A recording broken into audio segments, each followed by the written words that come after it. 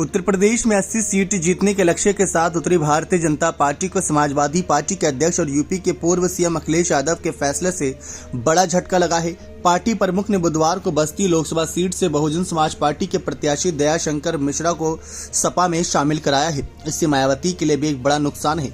अखिलेश के इस फैसले से बस्ती की सीट पर बीजेपी की लड़ाई एक बार फिर कड़ी हो सकती है।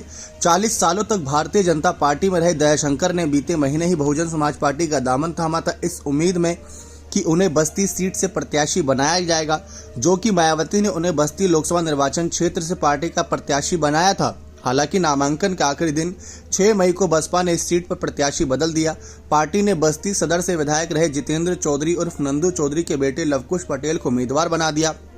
इसके बाद से ही माना जा रहा था कि दयाशंकर बसपा का साथ छोड़ सकते हैं। सपा ने बस्ती से पूर्व काबीना मंत्री रामप्रसाद चौधरी को मैदान में उतारा है। साल 2019 में भी रामप्रसाद चौधरी ने बसपा के टिकट पर चुनाव लड़ा था और उन्हें मौजूदा सांसद और बस्ती से बीजेपी प्रत्याशी हरीश द्विवेदी के हाथों लगभग 30,000 मतों से हार मिली थी।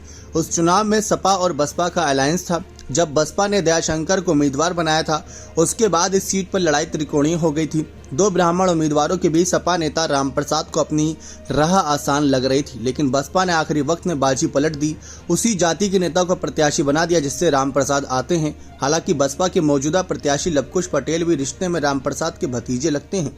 इन सब के बीच दयाशंकर का सपा के साथ आने से ब्राह्मण मतों में एक बार फिर बिखराव के आसार हैं। अगर ऐसा होता है तो बस्ती से बीजेपी की राह आसान नहीं होगी, लेकिन मायावती के लिए भी मुश्किलें बढ़ गई हैं। सबसे बड़ी बात कि मायावती के ऐसे कई कड़े फैसले देखने को मिले कि बीच चुनाव में उन्होंने कई सीटों पर प्रत्याशी बदले हैं। एक नहीं बल्कि करीब 14 सीटों पर उन्होंने प्रत्याशी बदले।